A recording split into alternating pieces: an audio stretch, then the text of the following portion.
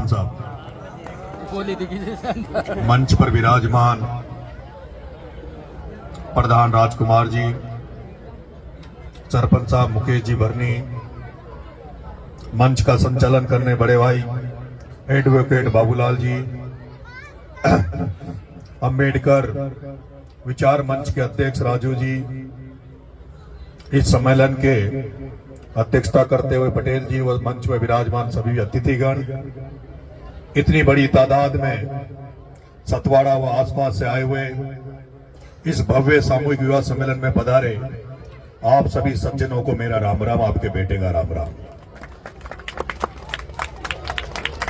आज सबसे पहले तो मैं सतवाड़ा की उस कमेटी को, आयोजन करताओं को धन्यवाद देता हूं, धन्यवाद ज्ञापित करता हूं, जिन्होंने इस टोंक जिले में एक भव्य शुरुआत की और इस सतवाड़ा बालाघाट पे 9वां सामूहिक विवाह सम्मेलन का आयोजन किया। मैं उन सभी वर वधुओं को भी, क्योंकि मुझे लगता है कि मेरी उम्र जिस हिसाब से हो गई, ज्यादातर जो शादी के बंधन में बंधने जा रहे हैं दूल्हा दुल्हन, उन सबकी उम्र मेरे से छोटी होगी, इसलिए मैं उन सभी वर वधुओं को जो इस बंधन में बंधने जा रहे हैं, 7 फेरों में बंधेंगे, एक नई जिंदगी की शुरुआत वो लाडा लाडी करेंगे, उनको बड़ा भाई होने के नाते उनको आशीर्वाद भी देता हूं और शुभकामनाएं देता हूं कि इनका ये जो 7 फेरे का जो बंधन है ये आजीवन चले, पूरी जिंदगी चले, सुखमय इनकी जिंदगी हो, कभी उनके परिवार में लड़ाई झगड़े नहीं हो, सुख शांति से चले। इसलिए सभी दूल्हा दुल्हन को शुभकामनाएं प्रेषित मैं करता हूं। आज आपने मुझे अतिथि के रूप में यहां बुलाया, मैं इस गांव का विशेष आभारी हूं, सतवाड़ा का, क्योंकि बाकी विधानसभा में चुनाव लड़ा, बाकी लोगों ने भरपूर आशीर्वाद प्यार मुझे दिया, लेकिन जिस दिन मैं यहां चुनाव लड़ने के बारे में सोच रहा था, मन आगे पीछे हो रहा था, कभी सोच रहा था चुनाव लड़ूं या नहीं लड़ूं, मन में था कि छबड़ा में 45,000 वोट आ गए, देवली उलियारा में क्या रहेगा, कहीं उससे कम हो गया तो जो बनी हुई बंद मुट्ठी है वो खुल नहीं जाए।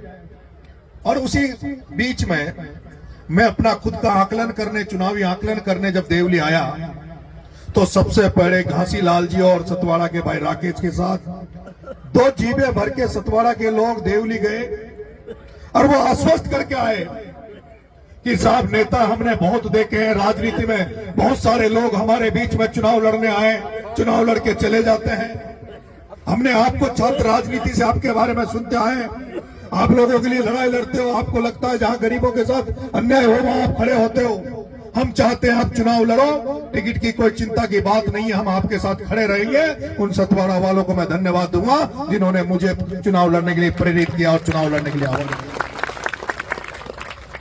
मैं ज्यादा समय नहीं दे पाया, चुनाव लड़ा, चुनाव खत्म हुआ, जिस दिन वोटिंग हुई समरावता में जो हुआ आपके सामने था, 8 महीने मुझे जेल में डाल दिया गया, 8 महीने जेल में रहा, जेल से एक दिन भी निकलने के बाद घर पे ताला नहीं बैठा, राजस्थान की जनता के लिए जनक्रांति यात्रा लेकर पैदल निकल गया। और जब मुझे पता लगा कि पिपलोदी में 7 बच्चे, गरीबों के बच्चे स्कूल की बिल्डिंग गिरने से मर गए, मैंने अपनी यात्रा खत्म करके उन बच्चों को न्याय दिलाने के लिए धरना दे दिया। 40 दिन वहां मैं जेल रहा और उसके बाद आपको पता, उसके जस्ट बाद में अंतर चुनाव में चला गया, समय नहीं मिला। लेकिन फिर एक बार सतवाड़ा वालों ने कहा कि साहब आपको हमारे गांव में आना पड़ेगा, आपका हम स्वागत करेंगे। तो मुझे लगता है देवली उलियारा में वो गांव भी सतवाड़ा था जिसमें मुझे बुला के चुनाव के बाद घोड़ी पे बिठा के पूरे गांव में जुलूस निकाला और मंदिर पे मेरा स्वागत किया।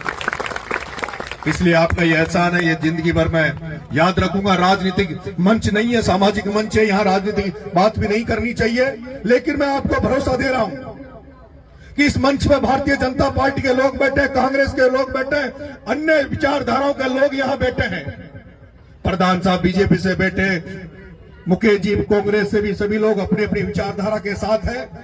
लेकिन मेरा ये मानना है कि जो जिस बेटे ने इस कौम में पैदा हो गया, जो इसने इस मीणा समाज में जन्म लिया है, मुझे लगता है उसके जहन में कहीं न कहीं समाज के प्रति एक सोच होती है, समाज को कैसे आगे बढ़ाया जाए, समाज की कैसे भलाई की जाए। वो अपने अपनी विचारधारा से आगे बढ़ाते हैं। मैं कह रहा हूं, अगर प्रधान जी राजकुमार जी बीजेपी में बैठे हैं तो ये बीजेपी में भी ये सोचते होंगे कि मैं मेरे समाज का उद्धार कैसे करूं, मैं मेरे समाज को आगे कैसे बढ़ाऊं। उसी तरह मुकेश जी कांग्रेस में होने के बाद भी ये सोचते होंगे कि मैं मेरे समाज को आगे कैसे बढ़ाऊं। सबकी अपनी अपनी क्षमताएं होती है, सबकी अपनी अपनी कार्यशैली होती है, कौन कितनी मेहनत से किस समाज को आगे बढ़ाए। लेकिन मैं तो आपसे वादा करता हूं, आपका बेटा नरेश मीणा पिछले 25 साल से राजनीति में है, लेकिन कभी ऐसा काम नहीं किया जिससे आपका शीश नीचा हो, आपको नीचा देखना पड़े। कभी ऐसा नहीं किया। अरे ये तो मैं वो नरेश मीणा हूं जिसको टिकट नहीं मिला, निर्दलीय चुनाव लड़ा, जो देवली उनियारा में किसी गांव को नहीं जानता था, ढाणी को नहीं जानता था, किसी चेहरे को नहीं पहचानता था। लेकिन आपने मेरा काम करने का तरीका भी देखा होगा। मैं 3 विधानसभा, राजस्थान की 3 विधानसभा, अलग अलग विधानसभाओं में बिना टिकट पे चुनाव लड़ा। लेकिन आपके बेटे ने जिस तरह से चुनाव लड़ा, वो ऐसा चुनाव लड़ा जैसे कोई युद्ध लड़ रहा है, और पूरे राजस्थान में नाम कर दिया कि मीणा समाज में भी कोई बैठा हुआ है। जिस पार्टी ने उसको धुतकार दिया तो उसने अपने दम पर चुनाव लड़ा और पूरे राजस्थान की दोनों पार्टियों को दिखा दिया कि चुनाव होता कैसे, चुनाव लड़ा कैसे जाता है। मैं आपसे वादा कर रहा हूं, मैं जब यहां चुनाव लड़ने आया उसके पहले भी, राजनीति होती थी। कई यहां एमएलए बने, कई सांसद बने, लेकिन नरेश मीणा विधायक बनने के बाद जो समरावता में कांड हुआ, नरेश मीणा तो जेल चला गया। लेकिन नरेश मीणा वो जागृति पैदा इस देवली उनियारा में कर गया, वो तीनों विधानसभा में जागृति पैदा कर गया। जब बालागढ़ में एक लड़का जो पुलिस की ट्रॉली की ट्रैक्टर से मर गया था, तो ये सतवाड़ा के बालागढ़ के आसपास के लोग इकट्ठा हो गए और इकट्ठा होकर चेतावनी दे दी। और उसके बाद आपकी एकता के सामने पुलिस वालों को नतमस्तक होकर उसके घर वालों को 25 लाख रुपए देना पड़ा। 30 लाख, उसको 30 लाख रुपए देना पड़ा। मैं इसलिए राजनीति कर रहा हूं। मेरा पता नहीं आगे मैं राजनीति में किस विधानसभा में जाऊंगा, कहां से चुनाव लड़ूंगा, लेकिन मेरा यही विश्वास है, मैं यही चाहता हूं कि अंता में गया तब अंता में भी समाज से कह के आया कि समाज अपनी ताकत को पहचानो, समाज अपनी ताकत को पहचानो, किसी को गुलाम मत बनो, किसी के गुलाम मत बनो, किसी का झंडा मत उठाओ, किसी की दरी मत बिछाओ। अगर झंडा उठाना है तो मीन भगवान का झंडा उठाओ, अगर दरी बिछानी है तो मीन भगवान के इन वंशों को भी दरी उठाओ। ये मेरे मन में ख्वाब है और इसी ख्वाब को लेकर नंगे पैर घूम रहा हूं। नंगे पैर केवल एमएलए बनने के लिए नहीं, नंगे पैर केवल सांसद बनने के लिए नहीं, नंगे पैर इसलिए घूम रहा हूं कि जो हाड़ौती, जो 4 बनियाओं ने जो कब्जा कर रखा है, 4 व्यापारियों ने जो हाड़ौती पे कब्जा कर रखा है, मन में एक ख्वाब है कि वहां की जनता को जगा कर एक दिन ऐसा हो जो उन व्यापारियों को वहां से भगाओ और हमारे लोग वहां सत्ता में भागीदारी हो, हमारे लोग सत्ता में बैठे। इसलिए काम कर रहा हूं। आज आपने, ज्यादा लंबा नहीं बोलूंगा, आज आपने मुझे बुलाया, स्वागत किया, उसके लिए मैं बहुत बहुत धन्यवाद देता हूं। लेकिन मैं इतना सा आपसे निवेदन कर रहा हूं, क्योंकि मुझे अभी चुनाव के बाद मुझे लगा कि कुछ मांगे हैं, 21 मांगे थी जिसके लिए धरना प्रदर्शन करना चाहिए था। मैंने एक आंदोलन कोटड़ी मोड़ पे किया था और उस इलाके के ज्यादातर लोग उसमें आए थे। उसमें 21 सूत्रीय मांगे थी।